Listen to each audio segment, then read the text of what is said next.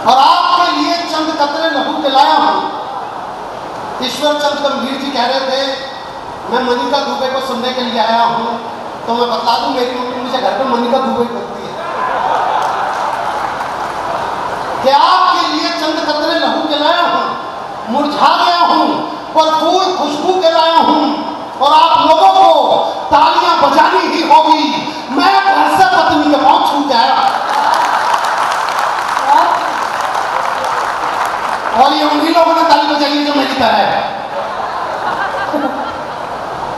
आदरणीय संजय जैन जी एक बार खड़े हो जाइए सर। संजय जैन जी सीए भी हैं, पिछले जन्म में महाभारत में थे।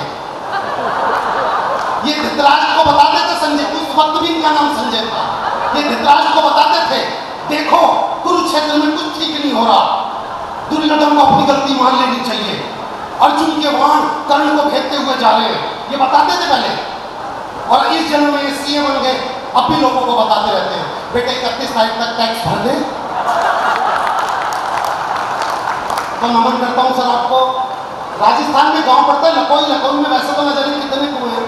नहीं आप बैठ जाइए संजय जी, फाइनेंसर खड़ा हुआ अच्छा नहीं लगता वैसे। राजस्थान में वैसे तो न जाने कितने गांव पर एक गांव पड़ता है लखोई, लखोई में वैसे तो न जाने कितने कुएं हैं, लेकिन एक कुआं ऐसा भी पड़ता है जिसपे झुक्के नाम लेने पे कुआं जवाब देता है। तो ये देखने के लिए मैं और प्रताप फौजदार जी उस कुएं के पास गए, मैंने झुक्के नाम लिया विनोद पाल, तो कुएं में आवाज है विनोद पाल। प्रताप फौजदार जी ने अपना नाम लिया प्रताप फौजदार, तो कुएं में आवाज है प्रताप फौजदार।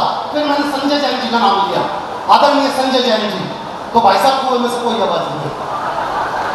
देखो प्रिंसिपल साहब इस बात पर ज्यादा हंसे। मैंने दोबारा नाम लिया ऋषभ अकेडमी वाले संजय जैन जी, तो भाई साहब कुएं में से जब कोई आवाज नहीं, तो बगल में बाबा थे, मैंने बाबा से पूछा बाबा कोई गलती होगी तो बताइए। हम दोनों ने अपने नाम लिया तो कुएं में से आवाज आई, जब मैंने संजय जी का नाम लिया तो कुएं में से आवाज नहीं आई। तो बाबा ने बोला बेटे दुनिया में विनोद पाल का जवाब हो सकता है, प्रताप फौजदार का जवाब हो सकता है, संजय जैन जी का कोई जवाब नहीं है, वो लाजवाब है। तो संजय जी आपने जैसा बोलने के लिए कहा था मैंने बोल दिया भाई साहब। मेरी पेमेंट तो थोड़ी इनसे थोड़ी सी ज्यादा करवा देगा बस। मैं हालांकि पुलिस वालों को देख के सर कमाली और तो नहीं, मैं हमने आपका सम्मान किया, मैं गारंटी से कह सकता हूं जिस दिन आपको मौका मिलेगा आपने तो कोविड के दौरान तो बहुत किया भी है भाई साहब। 1 मिनट के लिए डॉक्टर ने पूछ लिया था कि पहले वाला इंजेक्शन कहां लगा, पर इन्होंने पहले डिग्री के बारे में कभी नहीं पूछा। मैं बता दूं भाई साहब, मैं मेरठ में दूसरी बार आ रहा हूं, पहली बार मैं मेरठ के थाने में आया था और उन लोगों ने मुझे 1 घंटा सुना जो किसी की नहीं सुनी। उसके बाद उन्होंने मुझे पेमेंट भी दी। उस दिन मुझे पता चला कि मेरठ की पुलिस देखती भी है। इन्होंने मुझे खाकी कलर के लिफाफे में पेमेंट दी, मैंने देखने के लिए कि कितने पैसे दिए। उस कोने का, उस लिफाफे का बस छोटा सा कोना पड़ा था। पीछे से पुलिस वाले ने मेरी बुद्धि पकड़ ली, बोला बेटे सरकारी कागज फाड़ दिया। भाई साहब 10,000 में बुलाया था, 3 लाख रुपए में छोड़ा।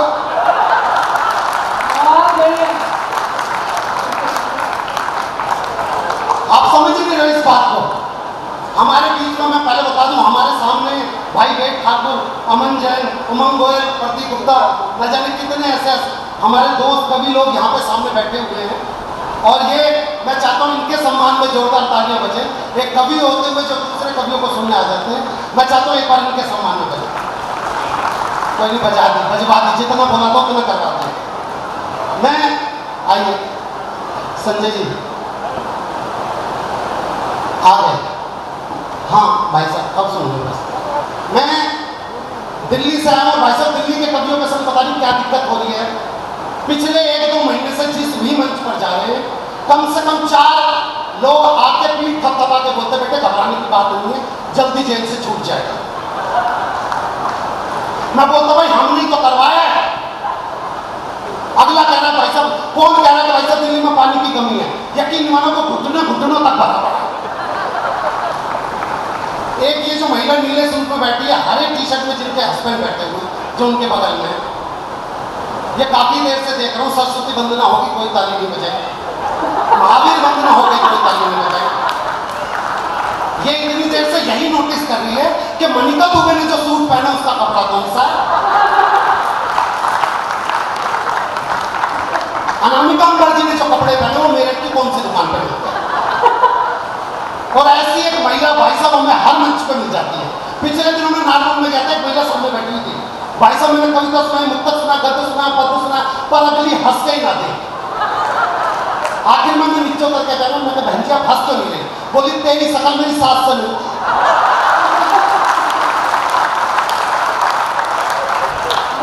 और इन महिलाओं का ऐसा ही भाई साहब, जब ये बहू बनती है सास अच्छी नहीं मिलती, जब सास बनती तो बहू अच्छी नहीं मिलती, जब देवरानी मिलती तो जेठानी अच्छी नहीं मिलती, जब जेठानी मिलती तो देवरानी अच्छी मिलती, जब नंद बनती तो भाभी अच्छी मिलती, जब भाभी बनती तो नंद अच्छी मिलती। और बात रही पति की, वो तो आज तक किसी औरत को ढंग का।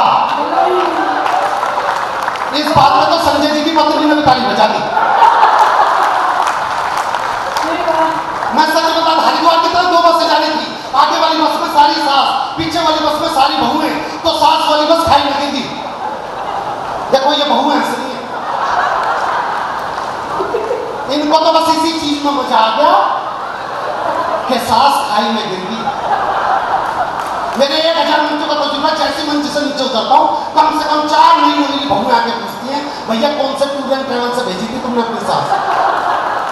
तो जैसे ही सास वाली बस खाई में गिरी, बहू वाली बस में बहू ने रो रो के हो मेरी सास, हो मेरी सास। सबने बोला ओहो तू तो बहुत प्यार करती थी। कह ना मेरी वाली तो आई ना। मेरठ के लोग, सौरभ भैया कितने समझदार, मैं आपको बताऊं। मेरठ के लोग, अभी जब मैं मेरे को जहाँ पे कार वाले ने उतारा था वहीं पे मैं खड़ा हुआ था। मैंने, आपने बोला विनोद आजा होटल में आजा, मैं वहीं पे खड़ा हुआ था। वहां से कटती जा रही थी, एक आदमी की पत्नी मर गई थी, उसकी आरती जाती, मेरे बगल में एक महिला भी खड़ी थी। महिला क्या कहती थी, भाई साहब मैं नाम नहीं बताना चाह रहा था, प्रीति त्रिपाठी। ये मेरे बगल में प्रीति खड़ी हुई थी, मेरे बगल में, ये मेरे बगल में खड़ी हुई है। उस आदमी ने रोना स्टार्ट किया, कहते 7 फेरों के वादे भूल के, 7 जन्मों के रिश्ते को तोड़ के कहां चली गई तू, अब मैं तेरे बगैर कैसे जीऊंगा। प्रीति बोली यार इस आदमी का अगर नंबर मेरे पास होता ना तो मैं इससे शादी कर लेती। ये बात गलती से उस आदमी के कानों में भी चली गई। अब उसने अपना रोना बदला, उसने बोला अरे 7 जन्मों के फेरों को भूल के, अरे 7 फेरों के वचनों को भूल के मुझे अकेले को छोड़ के कहां चली गई। अब बता कौन मेरे मोबाइल नंबर 9811740094 पे फोन करके पूछेगा कि मैंने खाना खाया। गलती ये हो गई कि उसने नंबर थोड़ा जल्दी बोल दिया। प्रीति सिर्फ आधा नंबर ही नोट कर पाई थी। प्रीति ने बोला इसका आधा नंबर ही नोट कर पाई, काश ये दोबारा बोल दे। उस आदमी ने फिर दोबारा बोला 7 जन्मों के बातों को भूल के, अरे 7 फेरों के उस वचनों को भूल के मुझ अकेले को छोड़ के तू कहां चली गई। अब बता मेरे मोबाइल नंबर 9811740094 पर कौन फोन करके पूछेगा कि मैंने खाना खाया या नहीं खाया। मेरे को लग रहा आप लोग भी वहीं पे खड़े थे। मैं बता रहा हूं भाई साहब, जिस सिचुएशन से मैं निकल के आया हूं आप नहीं समझ सकते। लड़के 2 तरह के होते हैं, एक दिन जो पूरे दिन चिल्ला चिल्ला के बोलेंगे राहुल इधर आ, सचिन इधर आ, और यही लड़के रात के 10 बजे मोबाइल फोन पर पता कैसे हो जाते हैं।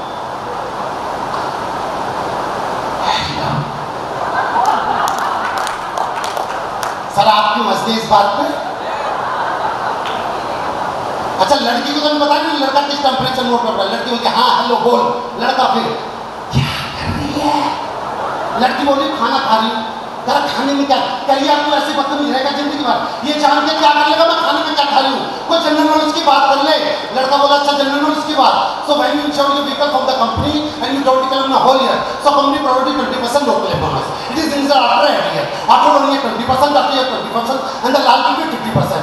It will be 50% till then you don't take claim. You can transfer your info all the way to Google, but before it you have to sell Google and make it an everything। कौन सी लड़की खिचड़ी खा लो हम क्या चाल के साथ।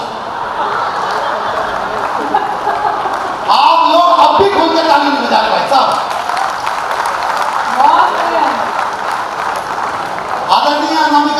से कहती है कि विनोद मंच पे कुछ ऐसा पढ़ो कि एक जगह पे तुम रुक जाओ तो आगे की पंक्तियां श्रोताओं के मुंह से निकले। मैं कोशिश करता हूँ, मैं एक जगह पे रुक जाऊंगा, उसके आगे की पंक्तियां आप सबके मुंह से निकलेंगी। ऐसा अनामिका दी कहती है विनोद कविता असली वही होती है कि जहां पे तुम रुक जाओ अगली पंक्ति श्रोताओं के मुंह से निकले। मैं दावा करता हूँ, सौरभ भैया सुनिए।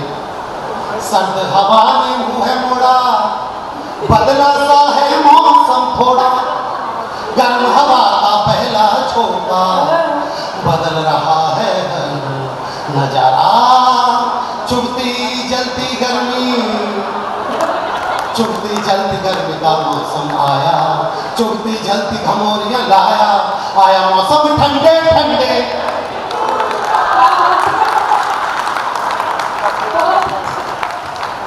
ये वेद ठाकुर बैठा हुआ भाई साहब आप सबके बीच में, इस लड़के की मैं दिल से इज्जत करता हूँ।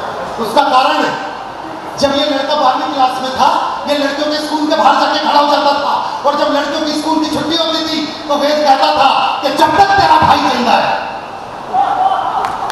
तुझे कोई हाथ नहीं लगा सकता। मेरठ की किसी भी गली में किसी लड़की को छेड़ा जाता था तो वेद वहां पर पहुंचता था, जो लड़का छेड़ रहा होता था उस लड़के को मारता था और फिर लड़की से बोलता था कि जब तक तेरा भाई जिंदा है तुझे कोई हाथ नहीं लगा सकता। फिर इसकी शादी हो गई, हनीमून पे इसने घूंघट उठाया और आदत से मजबूर, जब तक तेरा भाई जिंदा है तुझे कोई हाथ नहीं लगा सकता। और ताली तो इस बात में बजा देना, शादी के 3 साल बाद भी अपने इसी वचन पे कायम है। आइएगा, मैं जानता हूं ये यात्रा हमारे को प्रताप फौजदार जी तक लेके जानी है, और मैं इस बीच में आपके सामने एक दृश्य रखना चाहता हूँ। मैं आपने देखा होगा जब लड़की की विदाई होती है, प्रहसन विधि आपके सामने रखना चाहता हूँ।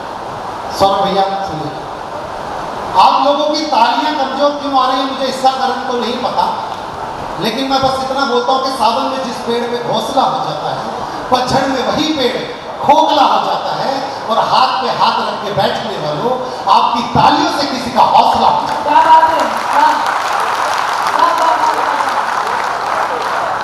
आलोक जी हमारे बीच में बैठे, ऐसा नमन करता हूँ आपको, और बस यहाँ से एक दृश्य दिखला रहा हूँ आपको। एक तो एक कैमरे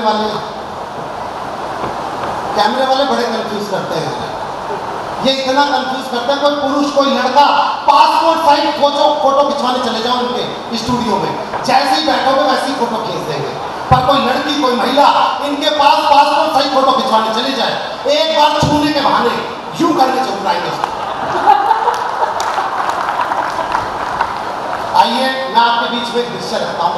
आपने देखा होगा भाई साहब, मेरठ है, दिल्ली, यूपी, हरियाणा, राजस्थान में आज भी ये कल्चर है कि जब लड़की की विदाई होती है तो लड़की का मामा लड़की को उठा के गोद में डोली वाली कार तक छोड़ के आता है। एक बार हाथ उठा के बताइएगा, तब उसके बाद कितने लोग ये प्रथा जानते हैं? हाँ बस ठीक है संजय जी, हाँ वो दोनों बात उठा रहे हैं। हाँ संजय जी आप बहुत अच्छे इंसान हैं, और यकीन मानिए जैसी माला आपने पहनाई ऐसी मेरी लुगाई ने भी पहनाई थी भाई साहब। मैं चाहूंगा आपकी बात का करवा चौथ भी रखें आप मेरे लिए। मैं अपनी वाली को कुछ भी समझा के आऊं, पर आपका करवा चौथ का व्रत खुलवाने आऊंगा भाई साहब। अब सुन लीजिएगा, लड़की का विदाई का समय चल रहा है। सीन ये है कि लड़की का मामा लड़की को लेके जाएगा, पर दृश्य यहाँ पे ये बदल गया है कि लड़की का वजन है 150 किलो। जिस व्यक्ति ने नहीं सुना वो सुन लो, लड़की का वजन है 150 किलो। और दूसरी बात यह कि लड़की का कोई सगा मामा भी नहीं, और ऋषभ अकेडमी के अंदर से ही विदाई होगी है उसकी। तो यहाँ पे एक तरफ नवीन जी नाम बताया, फंस गए भाई साहब आप। तो यहाँ पे नवीन जी खड़े थे, और ये नवीन जी के बगल में कौन है जी? सचिन जी। अब कायदा करना जब पाकिस्तान से सीमा को ले आए तो यहाँ नवीन जी खड़े थे, यहाँ पे सचिन जी खड़े थे। भाई साहब एक बार आप दोनों खड़े हो जाएंगे तो लोग देख लेंगे मैं किन दो चेहरों का मजाक उड़ा रहा हूँ। नवीन जी एक बार यकीन मानो, सचिन जी एक बार यकीन मानो। भाई साहब देखो किसी गरीब लड़की की विदाई की बात चल रही है। हाँ नवीन जी एक बार आप चेहरा दिखला। हाँ प्रतीक भाई, प्रतीक कहाँ चला गया? प्रतीक भाई एक बार आप खड़े हो जाओ, यकीन मानो, खड़े हो जाओ, यकीन मानो, बहुत जरूरी है। एक बार इस आइटम को भी देखो भाई साहब, पीछे पीछे एक बार चेहरा दिखा थोड़ा। प्रतीक भाई कैमरे के चक्कर में दिख रहा है, यहाँ पे दिख रहा नहीं दिख रहा, भगवान कसम, कोई माता रानी कसम, वो आंटी जी की करके देख रही, नहीं दिख रहा, थोड़ा सा इधर आता, प्लीज प्लीज प्रतीक भाई, अब चेहरा उस तरफ दिखला दो, मंच पे ही बना अब दिखला दो। हाँ मंच पे ही आ जाओ। हाँ, बस अभी अब आपने प्रतीक जी को देख लिया, अब ठीक है। तो यहाँ पे नवीन जी खड़े थे और यहाँ पे सचिन जी खड़े थे। तो पंडित जी ने जैसे बोला भाई लड़की को लेके जाओ, तो अब कोई सगा मामा तो था नहीं, तो लड़की के बाप ने पहले नवीन जी से बोला, बेटे नवीन, बेटे उठा लीजिए।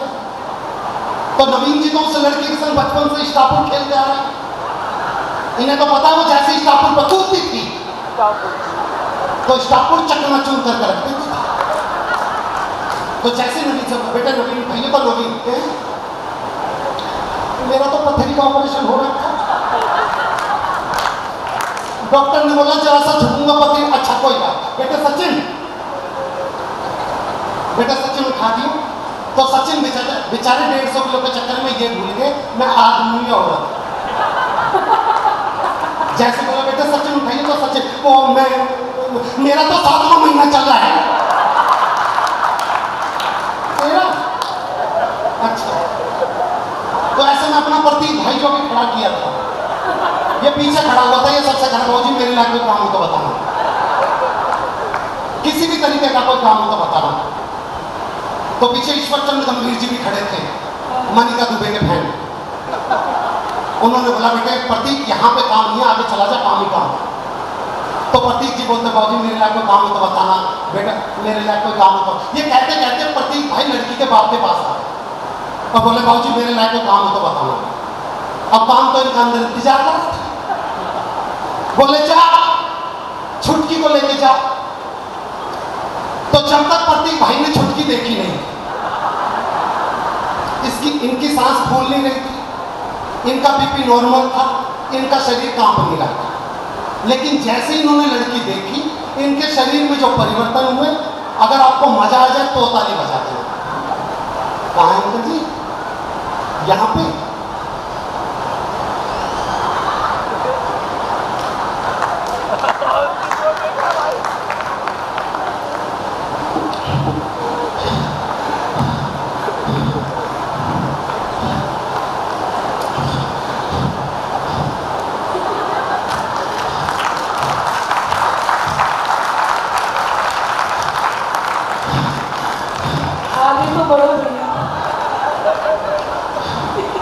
एक बार प्रतीक बन के महसूस तो करके देखो।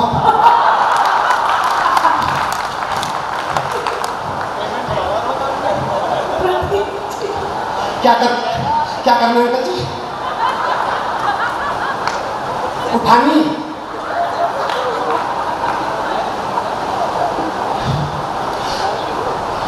अंकल जी इसको उठाने में तो मैं और छुटकी डाल लो, ये तो फुटकी है। पर ईश्वर चंद्र कबीर जी ने बोला बेटे देख अब तूने बोल दिया, अब तुझे उठानी पड़ेगी। तो प्रतीक गुप्ता भाई ने जरा सी उठा के देखी थी, तभी रीढ़ के हड्डी में से चटक की आवाज आई। पर तभी हमारे संजय जैन जी आए, इन्होंने सुल्तान फिल्म का गाना गाया प्रतीक भाई का कॉन्फिडेंस बढ़ाने के लिए। खून में तेरे मिट्टी, मिट्टी में तेरा खून, ऊपर अल्लाह नीचे धरती, बीच में तेरा खून। भाई साहब प्रतीक ने लड़की उठा ली।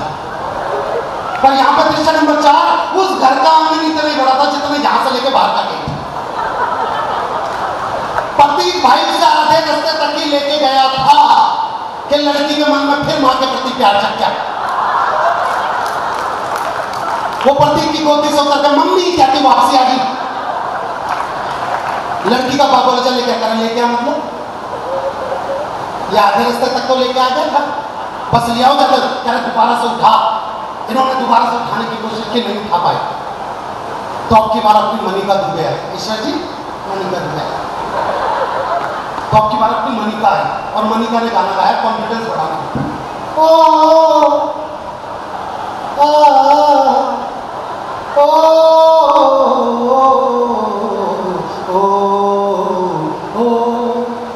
ओ जीत जाएंगे हम। पति भाई के बाद मन गाना आ गया, जीत जाएंगे हम तू अगर संग है। पति भाई जिंदगी 2 कदम में खत्म है। थोड़ा सा आगे बढ़े प्रतीक भाई को लड़की की बड़ी बहन आती जो कि 180 किलो की थी। उसने अपना 30 किलो का हाथ उसी कंधे पर रख दिया जिस पर पहले से भी 100 किलो पड़ा, और हाथ रख के बोली, देख ससुर को पिता की तरह देखियो, सास को माँ की तरह देखियो, देवर को भाई की तरह देखियो। नंद को प्रतीक बोला, तू लिख के दे दे, मैं गाड़ी में दे दूंगा।